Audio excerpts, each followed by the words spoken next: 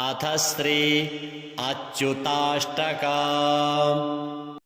अच्युतं केशवं रामनारायणं कृष्णदामोदरं वासुदेवं हरिं श्रीधरं माधवं गोपिकावल्लभं जानकीनायकं रामचन्द्रं भजे। अच्युतं केशवं सत्यभामाधवं माधवं श्रीधरं राधिकाराधितम् इन्दिरामन्दिरं चेतसा सुन्दरं देवकीनन्दनं नन्दजं सन्दधे। विष्णवे जिष्णवे शङ्खिने चक्रिणे रुक्मिणी रागिणे जानकी जानये। वल्लवी वल्लभायार्चितायात्मने कंसविध्वंसिने वंशिने ते नमः। कृष्ण गोविन्द हे राम नारायण श्रीपते वासुदेवा जिता श्रीनिधे। अच्युतानन्त हे माधवाधोक्षज द्वारकानायक द्रौपदी रक्षक। राक्षसक्षोभित सीतया शोभितो दण्डकारण्यभूपुण्यताकारण। लक्ष्मणेनान्वितो वानरैः सेवितो गस्त्यसम्पूजितां राघव पातु माम्। धेनुकारिष्टकानिष्टकृद्वेषिहा केशिहा कंसहृद्वंशिकावादकः। पूतनाकोपकः सूरजाखेलनो बालगोपालकः पातु मां सर्वदा। विद्युदुद्योतवत् प्रस्फुरद्वाससं प्रावृडम्भोदवत् प्रोल्लसद्विग्रहम्। वन्यया मालया शोभितोरस्थलं लोहिताङ्घ्रिद्वयं वारिजाक्षं भजे। कुञ्चितैः कुन्तलैर्भ्राजमानाननं रत्नमौलिं लसत् कुण्डलं गण्डयोः। हारकेयूरकं कङ्कणप्रोज्ज्वलं किङ्किणीमञ्जुलं श्यामलं तं भजे। अच्युतस्याष्टकं यः पठेत् इष्टदं प्रेमतः प्रत्यहं पुरुषः सस्पृहम्। वृत्ततः सुन्दरं कर्तुविश्वम्भरस्तस्य वश्यो हरिर्जायते सत्वरम्। अच्युतं केशवं रामनारायणं कृष्णदामोदरं वासुदेवं हरिं श्रीधरं माधवं गोपिकावल्लभं जानकीनायकं रामचन्द्रं भजे। अच्युतं केशवं सत्यभामाधवं माधवं श्रीधरं राधिकाराधितम् इन्दिरामन्दिरं चेतसा सुन्दरं देवकीनन्दनं नन्दजं सन्दधे। विष्णवे जिष्णवे शङ्खिने चक्रिणे रुक्मिणी रागिणे जानकी जानये। वल्लवी वल्लभायार्चितायात्मने कंसविध्वंसिने वंसिने ते नमः। कृष्ण गोविन्द हे राम नारायण श्रीपते वासुदेवा जिता श्रीनिधि। अच्युतानन्त हे माधवाधोक्षज द्वारकानायक द्रौपदी रक्षक। राक्षसक्षोभितः सीतया शोभितो दण्डकारण्यभूपुण्यताकारणः। लक्ष्मणेनान्वितो वानरैः सेवितो गस्त्यसम्पूजितां राघवः पातु माम्। धेनुकारिष्टकानिष्टकृद्वेषिहा केशिहा कंसहृद्वंशिकावादकः। पूतनाकोपकः सूरजाखेलनो बालगोपालकः पातु मां सर्वदा। विद्युदुद्योतवत् प्रस्फुरद्वाससं प्रावृडम्भोदवत् प्रोल्लसद्विग्रहम्। वन्यया मालया शोभितोरस्थलं लोहिताङ्घ्रिद्वयं वारिजाक्षं भजे। कुञ्चितैः कुन्तलैर्भ्राजमानाननं रत्नमौलिं लसत् कुण्डलं गण्डयोः। हारकेयूरकं कङ्कणप्रोज्ज्वलं किङ्किणीमञ्जुलं श्यामलं तं भजे। अच्युतस्याष्टकं यः पठेत् इष्टदं प्रेमतः प्रत्यहं पुरुषः सस्पृहम्। वृत्ततः सुन्दरं कर्तुविश्वम्भरस्तस्य वश्यो हरिर्जायते सत्वरम्। अच्युतं केशवं रामनारायणं कृष्णदामोदरं वासुदेवं हरिं। श्रीधरं माधवं गोपिकावल्लभं जानकीनायकं रामचन्द्रं भजे। अच्युतं केशवं सत्यभामाधवं माधवं श्रीधरं राधिकाराधितम्। इन्दिरामन्दिरं चेतसा सुन्दरं देवकीनन्दनं नन्दजं सन्दधे। विष्णवे जिष्णवे शङ्खिने चक्रिणे रुक्मिणी रागिणे जानकी जानये।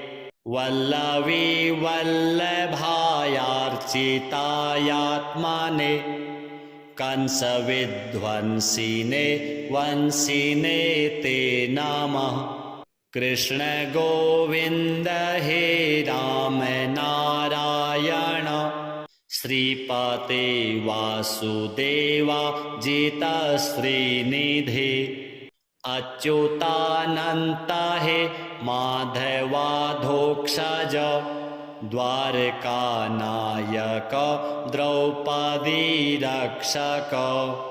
राक्षसक्षोभितः सीतया शोभितो दण्डकारण्यभूपुण्यताकारणः। लक्ष्मणेनान्वितो वानरैः सेवितो गस्त्यसम्पूजितां राघवः पातु माम्। धेनुकारिष्टकानिष्टकृद्वेषिहा केशिहा कंसहृद्वंशिकावादकः। पूतनाकोपकः सूरजाखेलनो बालगोपालकः पातु मां सर्वदा। विद्युदुद्योतवत् प्रस्फुरद्वाससं प्रावृडम्भोदवत् प्रोल्लसद्विग्रहम्। वन्यया मालया शोभितोरस्थलं लोहिताङ्घ्रिद्वयं वारिजाक्षं भजे। कुञ्चितैः कुन्तलैर्भ्राजमानाननं रत्नमौलिं लसत्कुण्डलं गण्डयोः। हारकेयूरकं कङ्कणप्रोज्ज्वलं किङ्किणीमञ्जुलं श्यामलं तं भजे। अच्युतस्याष्टकं यः पठेत् इष्टदं प्रेमतः प्रत्यहं पुरुषः सस्पृहम्। वृत्ततः सुन्दरं कर्तुविश्वम्भरस्तस्य वश्यो हरिर्जायते सत्वरम्। अच्युतं केशवं रामनारायणं कृष्णदामोदरं वासुदेवं हरिं। श्रीधरं माधवं गोपिकावल्लभं जानकीनायकं रामचन्द्रं भजे। अच्युतं केशवं सत्यभामाधवं माधवं श्रीधरं राधिकाराधितम्। इन्दिरामन्दिरं चेतसा सुन्दरं देवकीनन्दनं नन्दजं सन्दधे। विष्णवे जिष्णवे शङ्खिने चक्रिणे रुक्मिणी रागिणे जानकी जानये। वल्लवी वल्लभायार्चितायात्मने कंसविध्वंसिने वंशिने ते नमः।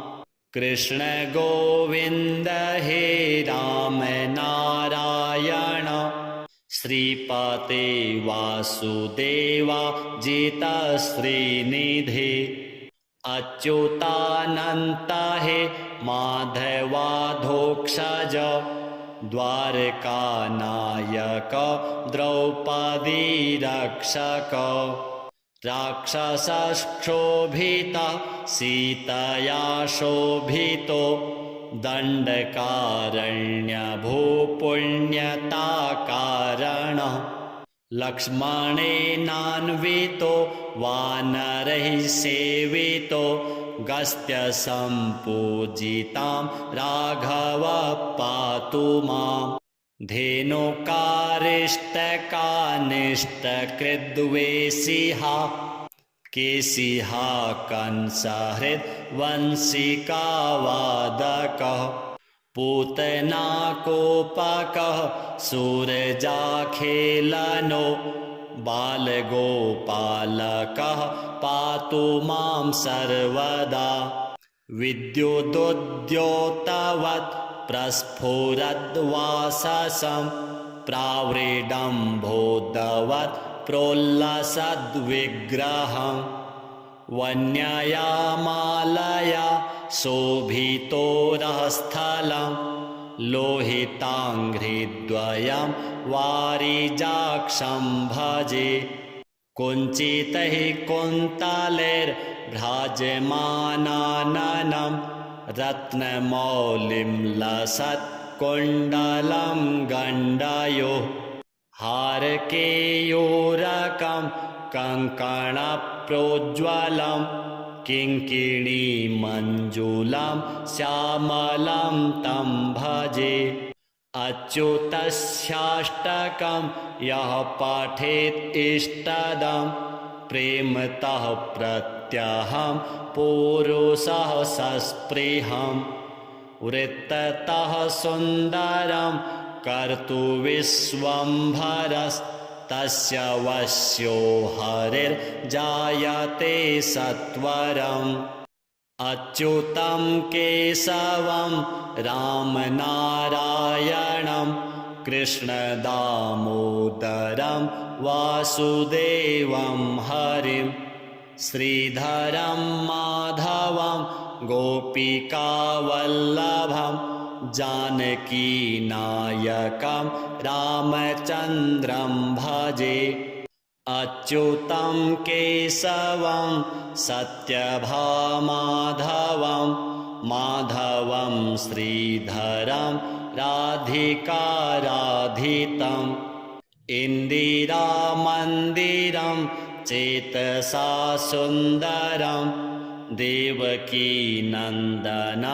नन्दजं सन्दधे विष्णवे जिष्णवे शङ्खिने चक्रिणे रुक्मिणी रागिणे जानकी जानये वल्लवी वल्लभायार्चितायात्मने कंसविध्वंसिने वंसिने ते नमः कृष्ण गोविन्द हे राम नारायण श्रीपते वासुदेवा जिता श्रीनिधे अच्युतानन्त हे माधवाधोक्षज द्वारकानायक द्रौपदी रक्षक राक्षसक्षोभिता सीतया शोभितो दण्डकारण्यभूपुण्यताकारणः लक्ष्मणेनान्वितो वानरैः सेवितो गस्त्यसम्पूजितां राघव पातु माम् धेनुकारिष्टकानिष्टकृद्वेषिहा केशिहा कंसहृद्वंशिकावादकः पूतनाकोपकः सूरजाखेलनो बालगोपालकः पातु मां सर्वदा विद्युदुद्योतवत् प्रस्फुरद्वाससं प्रावृडम्भोदवत् प्रोल्लसद्विग्रहं वन्यया मालया शोभितोरस्थलं लोहिताङ्घ्रिद्वयं वारिजाक्षं भजे कुञ्चितैः कुन्तलैर्भ्राजमानाननं रत्नमौलिं लसत् कुण्डलं गण्डयोः हारकेयूरकं कङ्कणप्रोज्ज्वलं किङ्किणीमञ्जुलं श्यामलं तं भजे अच्युतस्याष्टकं यः पठेत् इष्टदं प्रेमतः प्रत्यहं पुरुषः सस्पृहं वृत्ततः सुन्दरं कर्तुविश्वम्भरस्तस्य वश्यो हरिर्जायते सत्वरम् अच्युतं केशवं रामनारायणं कृष्णदामोदरं वासुदेवं हरिं श्रीधरं माधवं गोपिकावल्लभं जानकीनायकं रामचन्द्रं भजे अच्युतं केशवं सत्यभामाधवं माधवं श्रीधरं राधिकाराधितम् इन्दिरामन्दिरं चेतसा सुन्दरं देवकीनन्दनं नन्दजं सन्दधे विष्णवे जिष्णवे शङ्खिने चक्रिणे रुक्मिणी रागिणे जानकी जानये वल्लवी वल्लभायार्चितायात्मने कंसविध्वंसिने वंसिने ते नमः। कृष्ण गोविन्द हे राम नारायण श्रीपते वासुदेवा जिता श्रीनिधे। अच्युतानन्त हे माधवाधोक्षज द्वारकानायक द्रौपदी रक्षक। राक्षसक्षोभिता सीतया शोभितो दण्डकारण्यभूपुण्यताकारणः। लक्ष्मणेनान्वितो वानरैः सेवितो गस्त्यसम्पूजितां राघवः पातु माम्। धेनुकारिष्टकानिष्टकृद्वेषिहा केशिहा कंसहृद्वंशिकावादकः। पूतनाकोपकः सूरजाखेलनो बालगोपालकः पातु मां सर्वदा। विद्युदुद्योतवत् प्रस्फुरद्वाससं प्रावृडम्भोदवत् प्रोल्लसद्विग्रहम्। वन्यया मालया शोभितोरस्थलं लोहिताङ्घ्रिद्वयं वारिजाक्षं भजे। कुञ्चितैः कुन्तलैर्भ्राजमानाननं रत्नमौलिं लसत् कुण्डलं गण्डयोः। हारकेयूरकं कङ्कणप्रोज्ज्वलं किङ्किणीमञ्जुलं श्यामलं तं भजे। अच्युतस्याष्टकं यः पठेत् इष्टदं प्रेमतः प्रत्यहं पुरुषः सस्पृहम्। वृत्ततः सुन्दरं कर्तुविश्वम्भरस्तस्य वश्यो हरिर्जायते सत्वरम्। अच्युतं केशवं रामनारायणं कृष्णदामोदरं वासुदेवं हरिं। श्रीधरं माधवं गोपिकावल्लभं जानकीनायकं रामचन्द्रं भजे। अच्युतं केशवं सत्यभामाधवं माधवं श्रीधरं राधिकाराधितम्।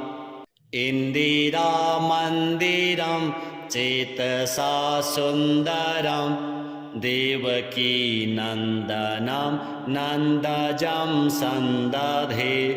विष्णवे जिष्णवे शङ्खिने चक्रिणे रुक्मिणी रागिणे जानकी जानये। वल्लवी वल्लभायार्चितायात्मने कंसविध्वंसिने वंसिने ते नमः। कृष्ण गोविन्द हे राम नारायण श्रीपते वासुदेवा जिता श्रीनिधे। अच्युतानन्त हे माधवाधोक्षज द्वारकानायक द्रौपदी रक्षक। राक्षसक्षोभिता सीतया शोभितो दण्डकारण्यभूपुण्यताकारणः। लक्ष्मणेनान्वितो वानरैः सेवितो गस्त्यसम्पूजितां राघवः पातु माम्। धेनुकारिष्टकानिष्टकृद्वेषिहा केशिहा कंसहृद्वंशिकावादकः। पूतनाकोपकः सूरजाखेलनो बालगोपालकः पातु मां सर्वदा। विद्युदुद्योतवत् प्रस्फुरद्वाससं प्रावृडम्भोदवत् प्रोल्लसद्विग्रहम्। वन्यया मालया शोभितोरस्थलं लोहिताङ्घ्रिद्वयं वारिजाक्षं भजे। कुञ्चितैः कुन्तलैर्भ्राजमानाननं रत्नमौलिं लसत् कुण्डलं गण्डयोः। हारकेयूरकं कङ्कणप्रोज्ज्वलं किङ्किणीमञ्जुलं श्यामलं तं भजे। अच्युतस्याष्टकं यः पठेत् इष्टदं प्रेमतः प्रत्यहं पुरुषः सस्पृहम्।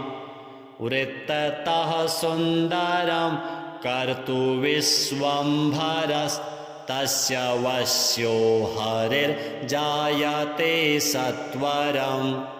अच्युतं केशवं रामनारायणं कृष्णदामोदरं वासुदेवं हरिं।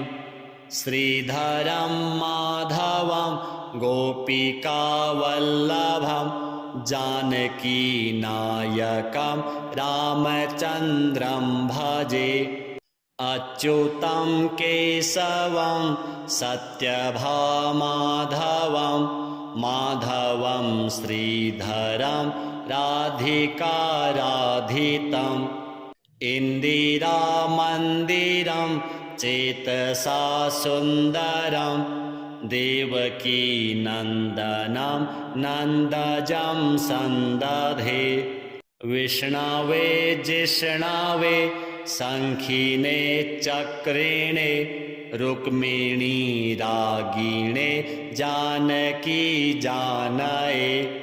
वल्लवी वल्लभायार्चितायात्मने कंसविध्वंसिने वंशिने ते नमः।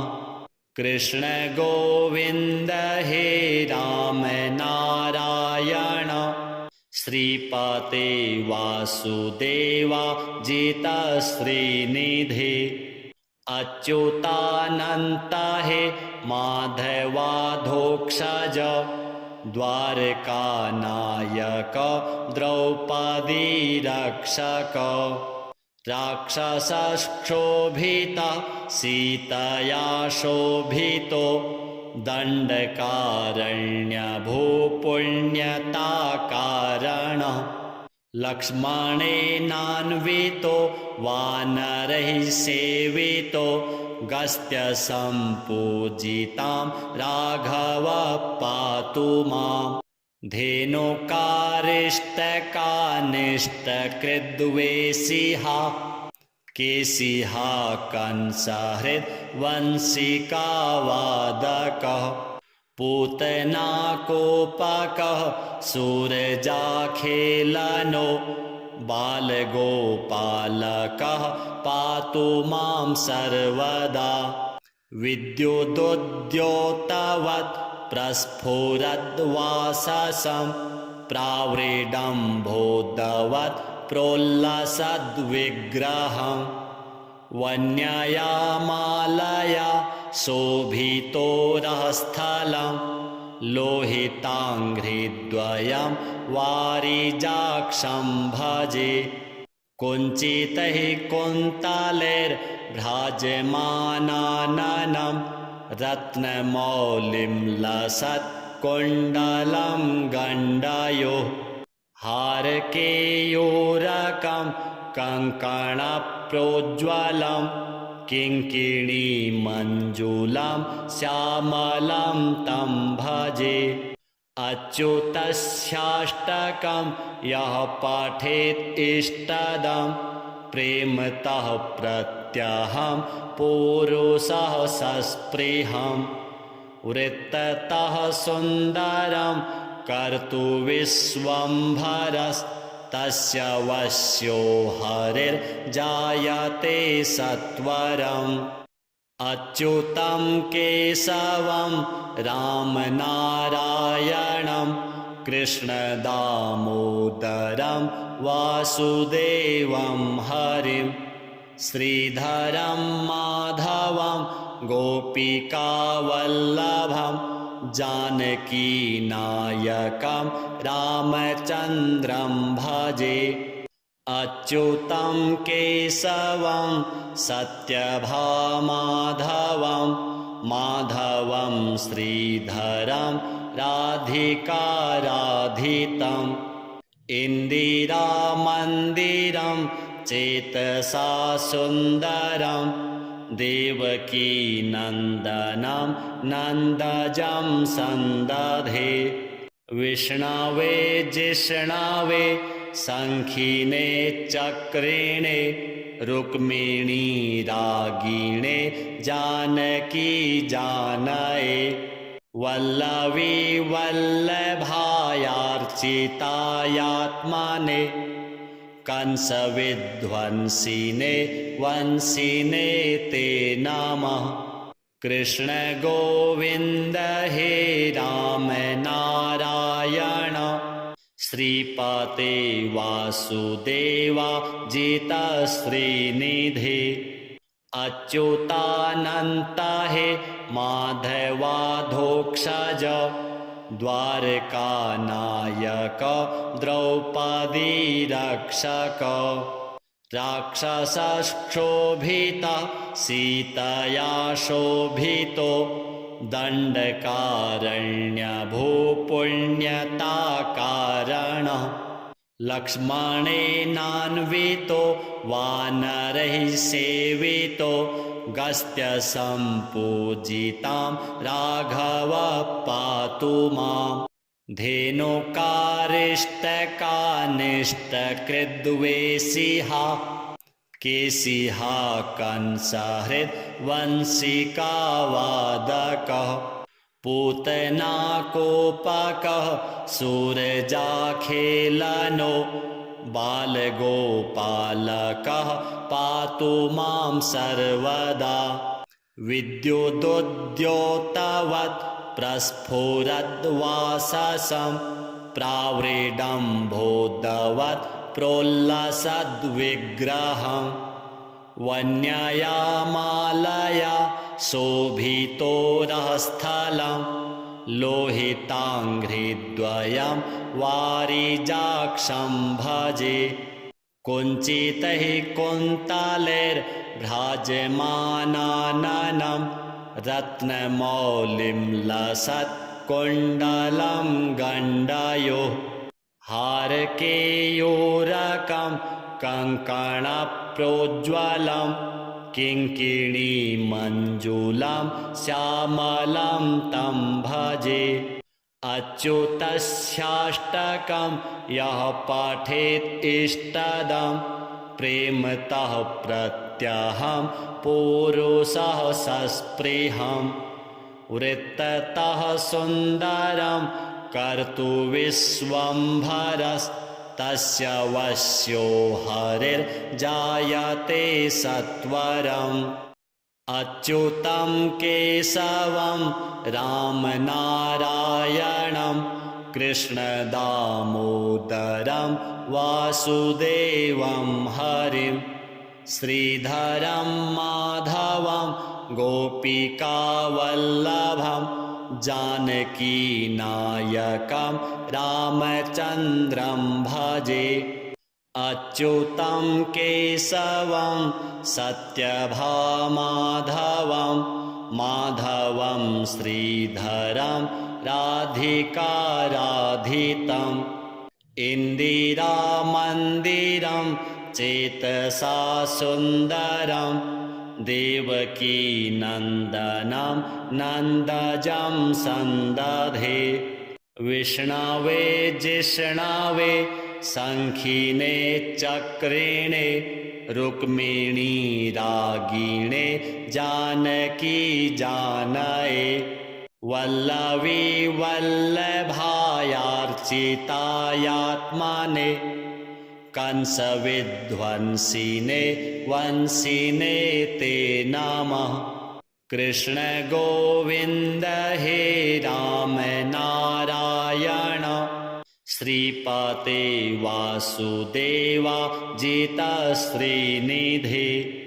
अच्युतानन्त हे माधवाधोक्षज द्वारकानायक द्रौपदी रक्षक। राक्षसक्षोभिता सीतया शोभितो दण्डकारण्यभूपुण्यताकारणः। लक्ष्मणेनान्वितो वानरैः सेवितो गस्त्यसम्पूजितां राघवः पातु माम्। धेनुकारिष्टकानिष्टकृद्वेषिहा केशिहा कंसहृद्वंशिकावादकः।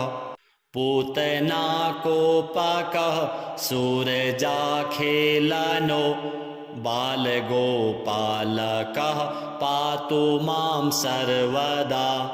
विद्युदुद्योतवत् प्रस्फुरद्वाससं प्रावृडम्भोदवत् प्रोल्लसद्विग्रहम्। वन्यया मालया शोभितोरस्थलं लोहिताङ्घ्रिद्वयं वारिजाक्षं भजे।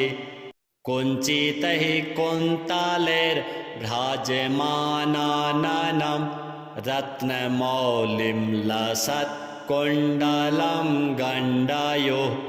हारकेयूरकं कङ्कणप्रोज्ज्वलं किङ्किणीमञ्जुलं श्यामलं तं भजे। अच्युतस्याष्टकं यः पठेत् इष्टदं प्रेमतः प्रत्यहं पुरुषः सस्पृहम्। वृत्ततः सुन्दरं कर्तुविश्वम्भरस्तस्य वश्यो हरिर्जायते सत्वरम्।